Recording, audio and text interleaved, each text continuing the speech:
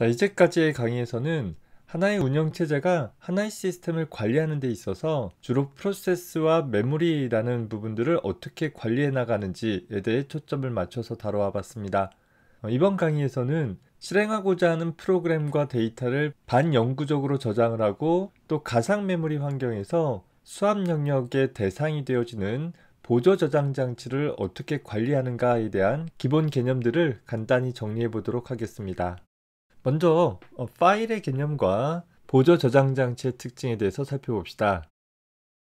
자, 파일이라는 것은 사용자나 혹은 그 파일을 사용을 하게 되어질 응용 프로그램의 관점에서 살펴본다라고 하면 어떤 일련되어진 정보를 저장하고 관리하는 논리적인 저장 단위를 가리키게 되어지죠.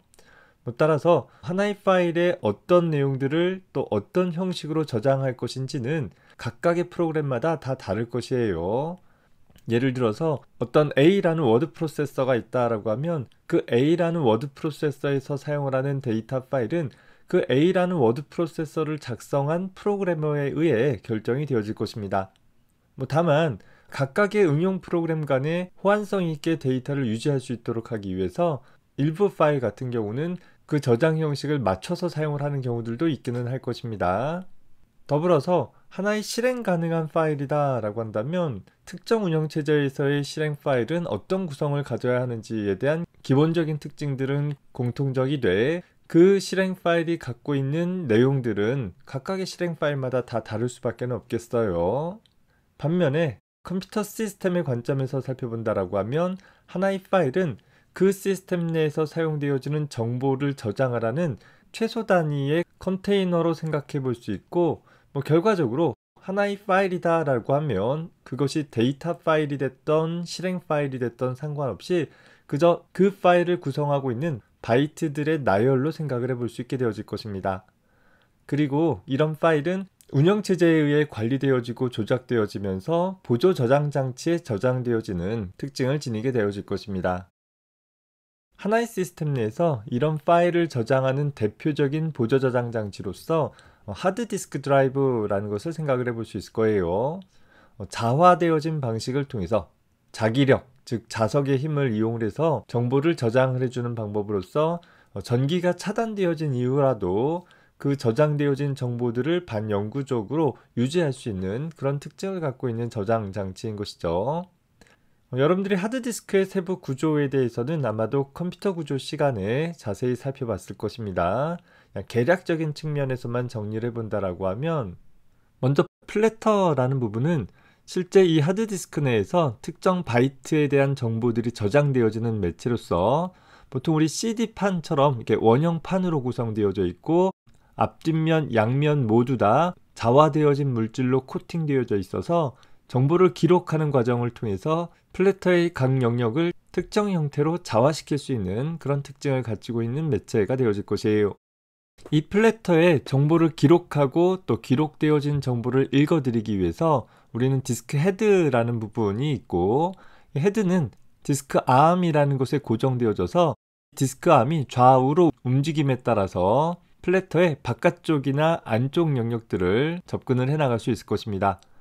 다만 디스크 암은 그저 직선 운동밖에는 할 수 없기 때문에 이 플래터 상에 있는 모든 영역들을 접근을 하기 위해서 플래터는 스핀들이라는 하나의 축에 고정되어져 있고 이 축은 고속으로 회전하게 되어져서 디스크 암이 특정 위치에 고정되어 있다 하더라도 스핀들이 한 바퀴 돌아감에 따라 현재 영역에 대한 플래터의 모든 영역들을 접근을 해 나갈 수 있게 되어질 것이에요.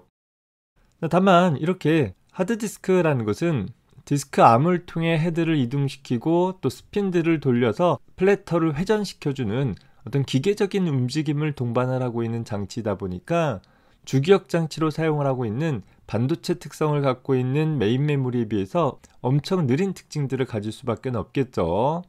따라서 그저 한 바이트에 접근을 하기 위해서 1바이트의 데이터만 접근하도록 하는 것이 아니라 이왕이면 한 번의 기계적인 움직임을 통해서 더 많은 데이터들을 한 번에 입출력할 수 있도록 하기 위해 일반적으로 여러 개의 플래터를 공통의 축에 연결을 해주고 각 플래터의 앞뒷면을 접근할 수 있는 디스크 헤드들을 각각 두어서 어떤 특정 위치에 디스크 헤드가 위치하게 되었다 하더라도 그저 한 영역에 대한 내용이 아니라 모든 플래터의 모든 면에 대해서 정보들을 입출력할 수 있음으로써 한 번 검색 동작을 통해 대량의 데이터에 접근할 수 있도록 해줄 수 있는 그런 특징을 갖고 있는 대표적인 블럭 디바이스의 하나가 될 것이에요.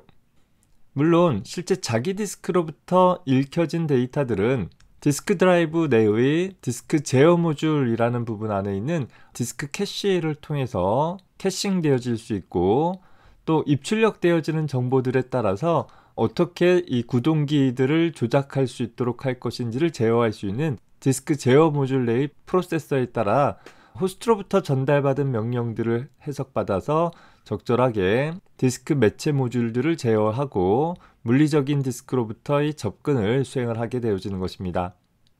따라서 하나의 하드디스크 드라이브는 다수 개의 자화 가능한 플래터들이 하나의 공통된 축에 묶여서 고속으로 회전을 하고, 또 디스크 구동기에 의해서 디스크 헤드가 수시로 움직여주는 이런 아주 민감한 기계적인 장치에 해당할 것이에요. 따라서 이렇게 다수의 플래터들로 구성되어지는 디스크 매체 모듈과 디스크 제어 모듈들은 하나의 단단한 케이스 안에 밀봉되어져 있어서 외부로부터 먼지의 유입에 따라서 오동작을 발생하지 않을 수 있도록 처리해주게 되어질 것이고, 그럼에도 불구하고 외부 충격에 의해서 쉽게 손상되어질 수밖에 없는 그런 물리적인 특징들을 갖고 있는 저장 매체가 되어질 것입니다. 다만 오늘날 사용되어지는 대표적인 보조 저장 장치로서 비교적 값싼 가격으로 대량의 데이터들을 저장할 수 있다라는 측면에서 많은 컴퓨터 시스템에서 주된 저장 장치로 사용되어지고 있긴 합니다. 물론 일부 시스템에서는 이 하드디스크 부분들을 SSD라는 EEPROM의 반도체 특성을 갖고 있는 메모리를 기반으로 한 저장 장치에 대체되어지기는 하는데, SSD에 비해서는 여전히 값싸게 저장할 수 있다라는 특징이 있고, 특히 SSD 같은 경우에는 수명이라는 물리적인 특성의 한계가 있기 때문에 이동성이 강조되어지는 상황이 아니다라고 한다면 여전히 하드디스크의 역할이 크게 비중을 차지하고 있습니다. 이런 자기 디스크의 구조를 좀 더 살펴보게 되어지면 각각의 플래터는 마구잡이로 정보들을 접근하는 것이 아니라 디스크 암이 고정되어진 한 위치에서 플래터가 한 바퀴 회전되었을 때 접근할 수 있는 트랙들로 나뉘어져 있죠.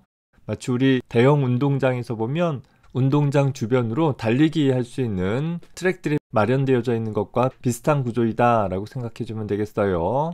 더불어서 각각의 트랙들은 섹터라는 부분으로 다시 구분이 되어져 있고, 이 섹터라는 것이 실제 디스크에 정보가 저장되어지는 최소 단위로서 대략 512바이트에서 혹은 4KB 정도의 크기로 할당이 되어집니다. 자, 더불어서 현재 하드디스크 같은 경우에는 각각의 플래터들이 개별적으로 움직이도록 하는 것이 아니라 여러 개의 플래터들을 하나의 축에 고정해 놓고 같은 축에 의해 회전시키고 또 같은 축에 연결되어진 디스크 암에 의해서 접근한다라고 했었어요. 그러다 보니까 어떤 디스크 암이 특정 트랙 위에 위치하게 되었을 때 플래터가 한 바퀴 회전하게 됨에 따라 접근되어질 수 있는 트랙들의 집합을 우리는 실린더라고 표현해 주게 되어집니다. 즉 예를 들어서 이 그림에서 보면 현재 이 제일 상단에 있는 플래터의 제일 바깥쪽 트랙이 접근되어지는 동안에는 이 플래터의 뒷면의 제일 바깥쪽 트랙도 같이 접근이 되어지겠죠. 그뿐만 아니라 그 밑에 있는 플래터들도 역시 제일 바깥쪽에 있는 트랙들에 대한 앞뒷면 영역들이 동시에 접근되어지게 되어지고, 이런 동시에 접근되어질 수 있는 트랙들의 집합을 실린더라고 부른다라는 거예요. 다시 말해서 4개의 플래터로 구성되어져 있고 8개의 디스크 헤드를 갖고 있는 자기 디스크에서는 그 8개의 트랙들을 묶어서 하나의 실린더라고 부른다라는 것이에요. 물론 하나의 플래터에 트랙이 80개가 존재한다라고 한다면 현재 상황에서는 실린더가 80개 존재한다라고 생각해 볼 수 있으면 되겠죠. 더불어서 운영체제가 파일을 입출력할 수 있는 논리적인 단위로 블럭이라는 단위가 있는데, 이 블럭이라는 단위는 연속적으로 접근할 수 있는 다수 개의 섹터들로 구성되어져서 최소한의 디스크 조작을 통해서 접근을 할 수 있는 섹터들의 묶음으로 생각을 해볼 수 있을 것입니다. 자, 이런 구조를 갖고 있는 하드디스크에서 하나의 응용 프로그램은 자신의 정보들을 디스크에 저장하는 일을 수행을 해줘야 되겠죠. 그리고 그 과정을 운영체제가 중개해주는 일을 수행을 해주게 될 것이에요. 이런 접근 역시 계층적인 구조를 취하고 있게 되어지는데, 먼저 각각의 응용 프로그램은 자신이 접근하고자 할 파일 내의 바이트 주소를 사용을 해주게 되어집니다. 파일의 시작서부터 상대적인 옵셋 값으로서 0번지, 1번지, 2번지의 데이터들을 접근하겠다와 같이 사용을 해주겠다라는 것이죠. 다만 이런 파일들은 실제 디스크에 저장되어지기 위해서는 다수의 비연속적인 블럭들에 나뉘어져서 저장이 되어지게 되는데, 이를 관리하기 위해서 운영체제에서는 소위 논리 블럭 주소라는 로지컬 블럭 어드레스라는 이름으로 LBA 주소라는 것을 사용을 하게 되어집니다. 즉, 현재 내가 가지고 있는 저장 장치는 실제 하드디스크의 경우에 이런 트랙 섹터의 개념으로 나뉘어져 있지만, 이런 개념들과 무관하게 전체 저장 장치를 그저 1차원의 블럭들의 배열 형태로 생각을 해주게 되어지고, 현재 사용자가 접근하는 파일들을 블럭의 크기로 나뉘어져서 각각의 내용들을 특정 블럭에 분할 할당하는 형태로 디스크에 분산 저장해주게 되어집니다.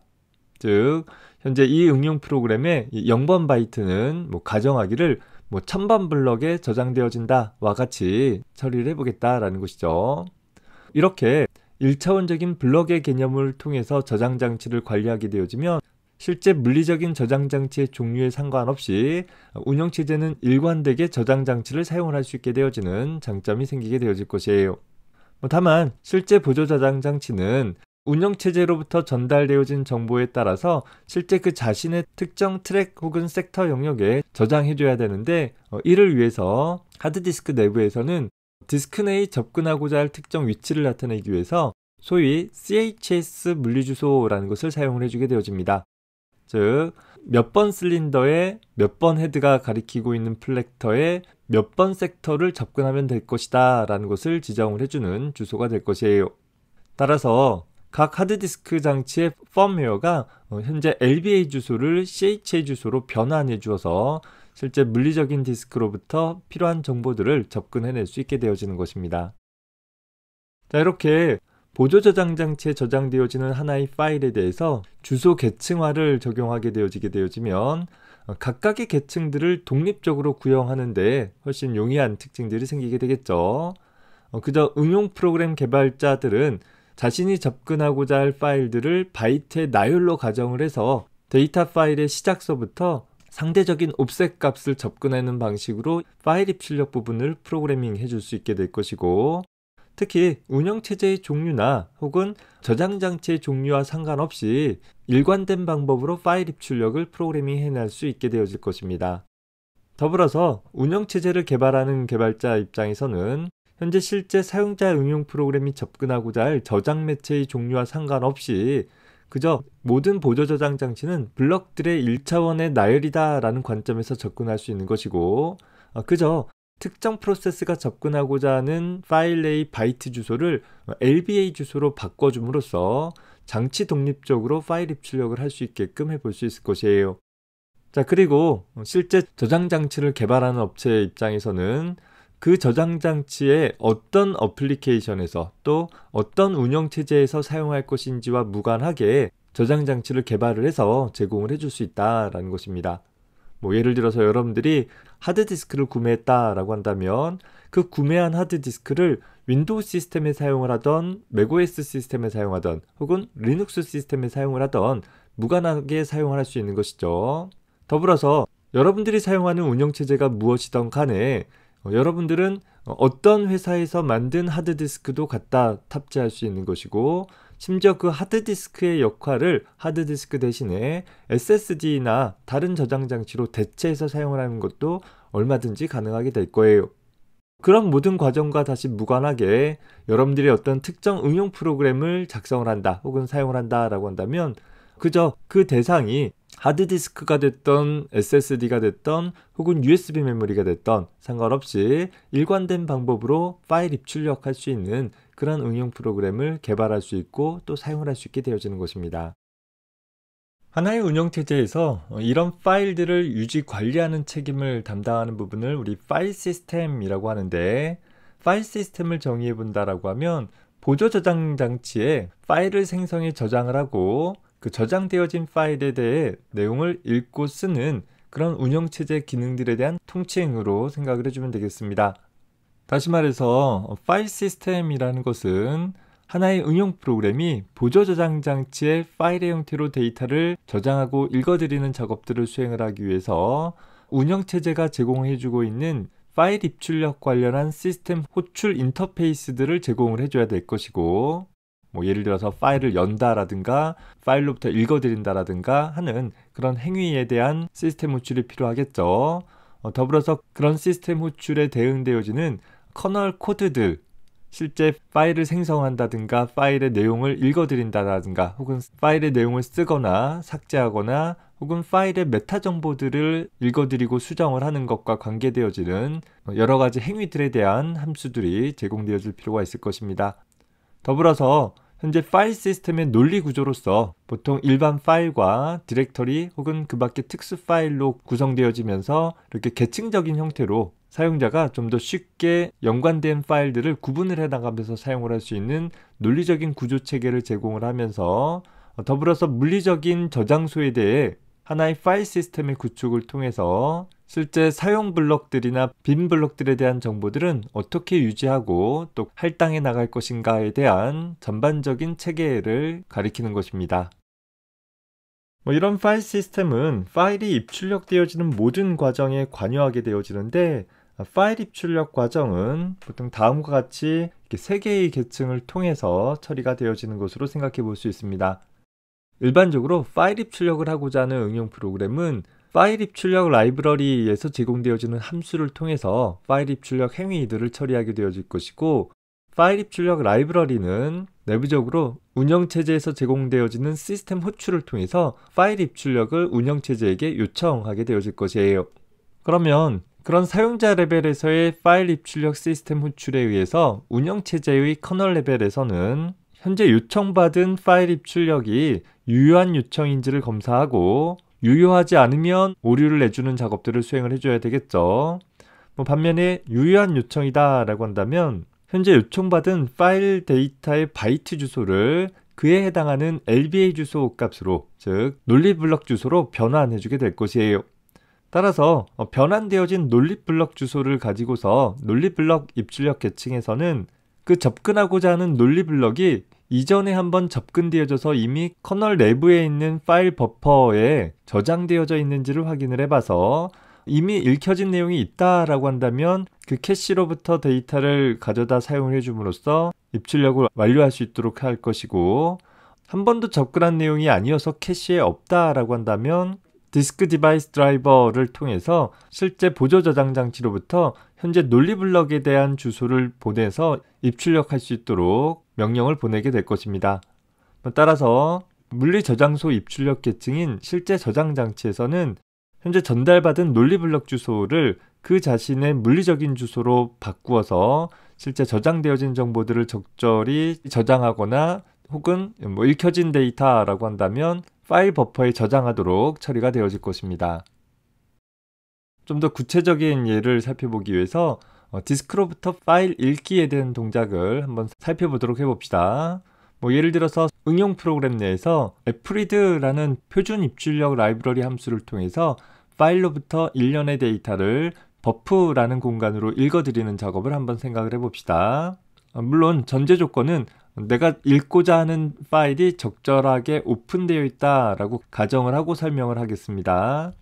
먼저 fread라는 함수는 그 이전의 호출을 통해서 읽혀진 내용을 갖고 있는 표준 입출력 라이브러리 내의 버퍼로부터 현재 접근하고자 하는 데이터가 있는지를 살펴보도록 할 것인데, 최초 호출이다 라고 가정한다면 버퍼의 내용이 비어 있을 테니까 시스템 호출을 통해서 운영체제로부터 실제 파일을 읽어드리고자 하는 요청을 보내게 될 것이에요. 그 요청을 받은 커널은 사용자가 접근하고자 하는 파일 데이터의 바이트 주소를 LBA 주소로 바꿀 것이고, 역시 그 바꾼 LBA 주소에 해당하는 블럭이 커널 코드 내에 있는 버퍼 내에 존재하는지를 확인을 해볼 것입니다. 최초 읽기 호출이다 라고 한다면 여전히 버퍼 캐시 내에 존재하지 않을 테니까 디스크 디바이스 드라이버에게 특정 LBA 블럭을 읽어드리도록 요청을 보내게 될 것이겠죠. 그 요청을 받은 디스크 디바이스 드라이버는 현재 접근하고자 하는 논리 블럭에 대한 번호, 또 몇 블럭이나 읽어드릴지, 또 읽어드린 내용들은 어디에 저장할 것인지 등에 대한 정보들을 입출력 버스를 통해서 실제 보조 저장 장치에 전달을 하고, 현재 스레드는 보조 저장 장치 처리가 다 끝날 때까지 블럭 상태로 바뀌어져서 대기하게 되어질 것이에요. 현재 보조 저장 장치 내의 프로세서는 현재 디스크 드라이브로부터 전달받은 명령들을 분석을 해가지고서 역시 그 접근하고자 하는 내용이 디스크 캐시 내에 있는지를 조사해 볼 것이고, 디스크 캐시 내에서 발견되어지지 않는다라고 한다면 전달받은 논리 블럭 주소를 하드웨어적인 주소, 하드디스크 같은 경우라면 CHS 물리 주소들로 바꾸어서 디스크 암을 조작을 해서 원하는 실린더로 이동을 하고 특정 헤드로부터 데이터들을 읽어드릴 수 있도록 지시를 하고, 그 읽혀진 데이터들은 디스크 캐시에 저장이 되어지고, 그 저장되어진 캐시의 내용을 DMA 전송을 통해서 커널이 가지고 있는 버퍼 캐시로 복사되어지는 일을 수행을 하게 되어질 것입니다. 모든 정보들이 복사가 완료되어지면 디스크 장치는 하드웨어 인터럽트 신호를 보내줌으로써 디스크 읽기 동작이 완료되어졌다라는 것을 알려주게 될 것이고, 그 인터럽트 신호를 전달받게 되어지면 인터럽트 서비스 루틴을 통해서 아까 입출력 작업을 위해 대기 상태로 블럭되어진 스레드를 깨워서 레디 상태로 보내어주게 될 것이에요. 따라서 레디 상태로 변경된 스레드가 CPU를 할당받아서 러닝 상태가 되어지면 읽기 동작을 마무리하기 위해서 버퍼 캐시로부터 블럭들을 라이브러리 내의 버퍼로 복사해주게 되어지고, 그 버퍼에 복사되어진 내용 중에서 사용자가 접근하기를 원했던 바이트들을 사용자 프로그램의 버퍼로 다시 복사해 줌으로써 파일 읽기에 대한 처리를 모두 마칠 수 있게 되어지는 것입니다. 자, 이렇게 몇 개의 계층으로 나누어서 보조 저장 장치를 접근하게 되어짐에 따라서 각 계층별로 어떤 처리를 해줘야 될지, 또 그 처리를 하고자 했을 때 어떤 관점으로 접근하면 되는지가 명확하게 구분이 되어지는 특징들이 생기게 되어지고, 각 계층을 구성을 하는 데 있어서는 파일 입출력에 대한 전반적인 내용들을 다 모르더라도 그 계층 내에서 처리하고자 할 관점에서의 책임만 잘 처리를 해주면 될 것이에요. 이를 통해서 운영체제는 각각의 어플리케이션이 실제 물리적인 저장 장치의 특성들과 상관없이 파일 입출력을 할 수 있도록 지원할 수 있는 기반이 되어질 것입니다.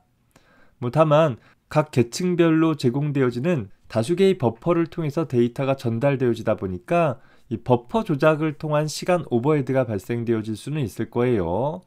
다만 이 버퍼는 일종의 캐시 역할을 수행을 할 수 있기 때문에 동일 내용을 다시 반복적으로 접근한다라고 한다면 실제 물리적인 디스크의 접근 횟수를 줄이면서 좀 더 효율적으로 파일 입출력을 수행을 할 수 있는 특징도 갖게 되어질 것입니다.